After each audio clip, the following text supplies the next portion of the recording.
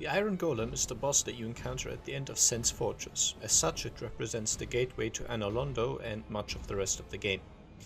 But despite being a major point of progression, the boss itself is quite basic and should not be giving you much trouble. Before starting the fight, you should kill the giant who's throwing firebombs all around. This will make exploring the rest of Sen's Fortress easier, if you still have some left to do, and also, because the giant can reach into the boss arena with his firebombs, it will make the boss fight a lot more relaxed. This is very similar to the Channeler in the Gaping Dragon boss fight. You can still fight the boss without killing the giant, but it makes it substantially harder, so really there's no reason to leave him alive. Upon entering the arena, the boss will be quite a ways away from you, and because of this he will always open with his ranged attack. This has barely any tracking, so if you just run around the corner like this, the attack will always miss you. You can still see this attack during the fight if you get enough distance, but it is quite uncommon. He will generally focus on short-range melee attacks during the fight, and because of his size, the wind-up animations tend to be quite long, so many of its attacks can be avoided without even dodge rolling. Similarly to many of the larger bosses in the game, it can actually be quite safe between his legs, because his attacks tend to not be able to hit you there. You should also note that Iron Golem has incredible physical defense, especially against slashing damage. So if you're relying on a purely physical weapon, it might do quite low damage at this point, even if it's fully upgraded. Damage numbers below 100 can still occur on lighter weapons. That's just normal. It is a battle of attrition to some extent, but the boss is easy enough to defeat, it just takes a little while. Non-physical damage will be substantially higher, so obviously for mages or pyromancers this means use those means. However, even a physical character can grab the lightning spear from the mimic down at the bottom of base of Sen's Fortress. And while this may not outdamage a fully upgraded plus 10 weapon, if you're not at that point yet, this can be a good alternative. Note however that the spear has quite a narrow hitbox, so you need to aim carefully if you want to hit the boss. The best general strategy for physical attacks is to stay between his legs and slightly behind him. He will obviously move, but as long as you maintain that position, there's not really much he can do. You won't even have to roll for most of the attacks. The attacks that remain dangerous even in this position are his stomp attacks. He will either stomp 3 times with his left foot or 2 times with his right foot. And you can use the cooldown animations afterwards to get a few swings in. The stomps are quite obviously telegraphed and therefore shouldn't be causing much trouble. He also does 2 attacks with his fist that can hit quite close between his legs. There's a quick wind-up punch down, where he just slams into the ground with his fist. And because this can hit quite close to him, you might want to take a step back if you see this wind-up. If he raises his fist in a very similar but slower way, then he's winding up his grab attack, and this is probably the most dangerous.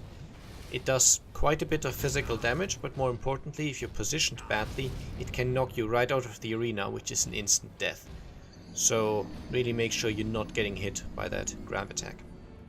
The most important mechanic of the boss is a unique stagger. Usually enemies stagger not based on the damage you do, but depending on what weapon you wield. In Iron Golem's case it's different. If you deal substantial enough damage to one of his legs, then he will start staggering and waving back and forth. At this point, if you deal an additional amount of damage to the leg, then Iron Golem will actually fall over on his back and he will remain immobile for quite a long time. You can obviously take advantage of this extended period of inactivity. You can heal, you can reapply buffs, you can do damage to your heart's content. It will take him a long time to get back up, and the getting up animation is long enough for you to stop whatever it was you were doing and focus back on the fight, because while he's lying on his back, he really does nothing. Aside from giving you an opportunity for a lot of free attacks on the boss, you can also use the stagger and falling down animation to kill him quite quickly. In order to do this, however, you have to position the boss quite carefully. This is usually quite simple if you just run straight for him after you've avoided his initial wind blast.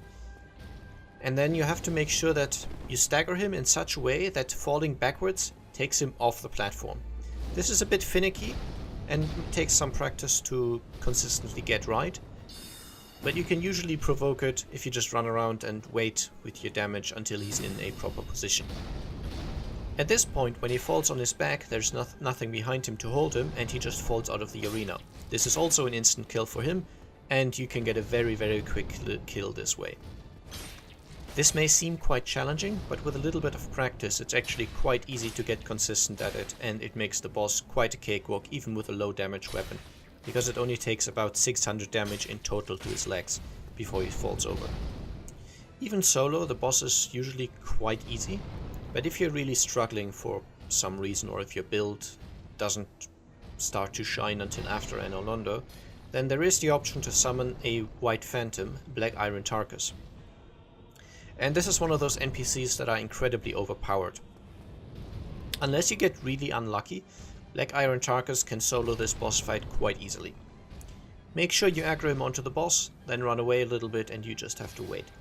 He does a substantial amount of damage.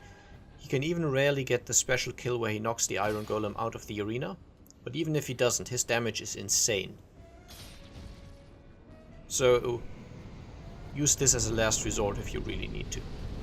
Once you have defeated the boss, you are rewarded with 40,000 souls and the core of an Iron Golem.